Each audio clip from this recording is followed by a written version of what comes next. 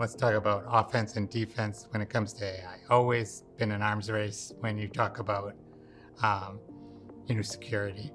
The bad actors come up with techniques. The security companies come up with ways to block the people who are trying to do the bad acts.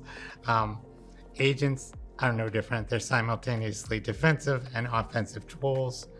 So how do you think about this when are defenders like yourself? Are they at an inherent disadvantage, especially with AI, when the bad guys have access to Mythos and all of these advanced models, and they're working at high velocity as well? So how do you kind of keep up with that, and how does it change the dynamics of the battle at all? The CIOs ask us as the most important question. The first thing that we tell them is that if you are reachable, you are breachable, and use a technology platform like Zscaler that will allow you to make sure that your technology is not visible, right? So imagine this: you have a beautiful house and you're trying to protect it. You could have a perimeter, you could have locks, you could have paths that go to the door. That's more expensive than using a technology that will make your house invisible and will only be visible to the people who needs to use the house and get into the house, right? So that's what we are talking to our customers around. Deploy ZPA that will allow you to make your infrastructure and applications invisible, only be visible to the people who needs to have access. Number two, we tell people that, look, you deploy deception technology so that when a threat actor tries to attack you with AI, it will connect to the deception technology and you can get your defenses accelerated and alerted with security operation. So we are advising our customers on how to methodically protect themselves in this age of AI. Defenders have tools, offenders have tools, and there's a race, and we are helping our customers protect themselves in that process. So when you look at where your customers are right now, and you're a person who talks to customers a lot, the stuff that you announced, all of this agentic advancements that you've made in the product platform, where are your customers right now? I mean, do you think you're ahead of your customers? Yeah, we are part of the Mythos program, and we have built our protections, and now we are working with our customers on how we can help our customers do the protections. In summary, our customers are looking at it in three buckets. Number one, help me with Mythos, help me with AI, and if there is a breach, help me with the security operations. And in all three areas, we're helping our customers.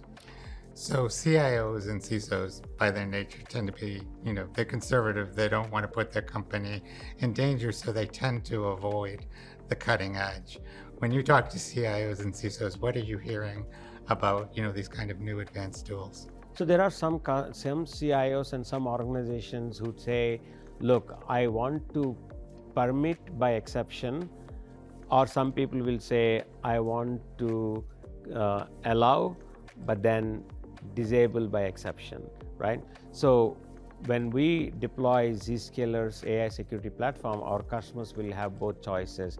They can say no to AI, accept these three, or allow them to have this, accept these 10, right? That's the type of flexibility that we offer to our customers. So when you think about security, traditionally, there's always been a talent shortage, right? There's never enough trained people to be able to handle security operations. It's always been a battle. Do you think that AI will help with that, or actually exacerbate the problem? I think AI will help, because some of the mundane work of looking through a needle in a haystack can be solved with AI better. But you now are getting into a new era where English is now the new language for interacting digitally with the systems, right? So, and when you do natural language interactions, even in personal life, there's an intent and there's an impact. So now with agents, you have to make sure that you're communicating with them with the right intent. If you tell an agent, say, hey, buy me a ticket to Las Vegas, but keep my mailbox clean, don't clutter it with all the acknowledgements. The AI may misunderstand your cleaning and clean up your whole mailbox, right? So that intent to impact is important. That's why as part of our AI Protect suite, we also have a product called AI Guardrails that will allow you to make sure that you are managing the intent and that you're controlling with guardrails on what a machine can do and can't do. When you look at AI, do you think organizationally it's a technical problem or an organizational one when it comes to getting people to kind of go along, and customers while we're at it? Because there was that question that I just had. What is it? Is it a organizational inertia, which I think you used those terms before, or is it a technical problem? We just don't have our stack together. See, we have a fantastic CIO at Zscaler, Praniti. She was on stage yesterday with our CEO. Very forward-looking CIO, and she's also the customer zero, very open to innovation and giving us the feedback. In fact, part of our products were developed with the feedback from Praniti and her team. So that will allow us to build products to protect, but drink our own champagne so that we can learn from it. But going back to externally, what we see is that AI is moving very, very fast. The CISOs who are chartered to protect, because the CEO and the board is looking the CISO for this, but the role is evolving. Historically, the CISO was focused around network and systems and infrastructure. They were operating with the heads of the infrastructure and head of networking.